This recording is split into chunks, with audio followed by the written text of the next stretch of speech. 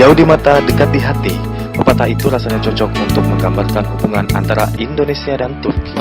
Meski jarak antara kedua negara terbentang jauh, hubungan bilateral sudah terjadi lama, tepatnya sejak Orde Baru pada masa pemerintahan Presiden Soeharto. Kesamaan agama yang dianut mayoritas penduduk menjadi perekat hubungan kedua negara. Indonesia, Turki, dan 6 negara yang penduduknya mayoritas beragama Muslim membentuk D8 atau Developing 8 Countries. D8 bertujuan meningkatkan kesejahteraan masyarakat melalui pembangunan sosial dan ekonomi. Selain D8, Indonesia dan Turki juga membentuk asosiasi perdagangan.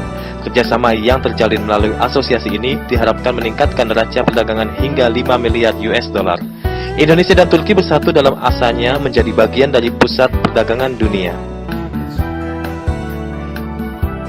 Turkish Indonesian Trade Association atau yang dikenal dengan TITA selalu berupaya keras dan secara sungguh-sungguh mengusahakan untuk senantiasa mendekatkan, memperkenalkan, mempromosikan potensi perdagangan, sumber daya alam, ragam hayati dan budaya yang menjadi kekayaan dan keistimewaan kedua negara tersebut. TITA menjadi jembatan informasi yang selalu menghubungkan dan menyatukan Indonesia dan Turki, menjaganya agar tetap dekat dan hangat, mengakrabkan, dan terus berupaya meningkatkan hubungan kerjasama yang saling menguntungkan antara kedua negara.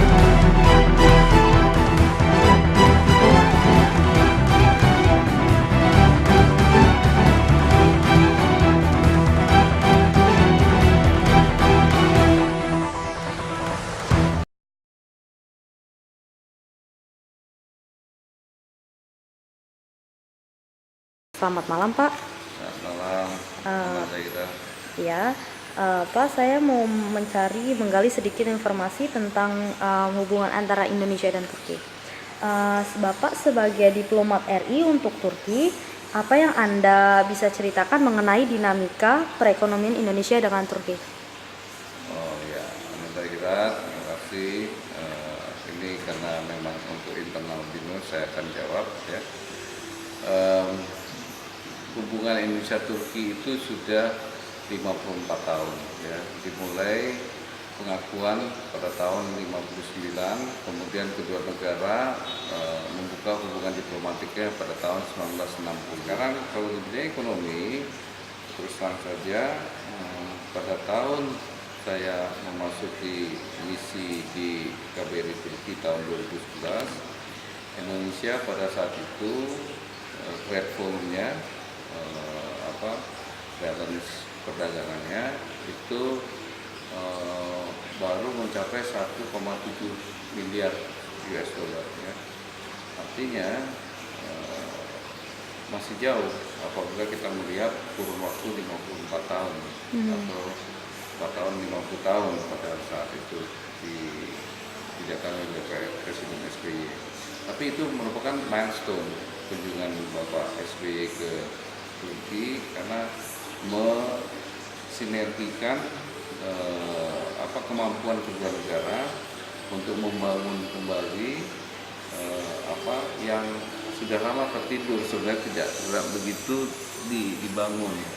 Nah, karena itu waktu itu saya diberi tanggung jawab bagaimana meningkatkan ekonomi.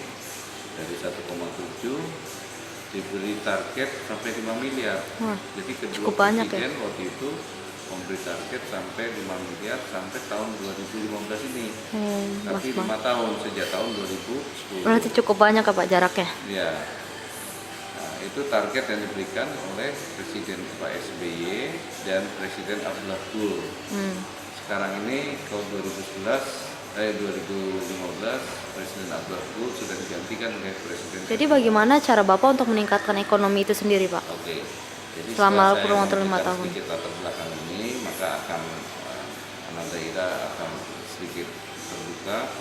Nah, strategi saya untuk mendapatkan 5 miliar ini tentu kita harus aktif ya, harus tahu potensi kedua negara dan kebutuhannya.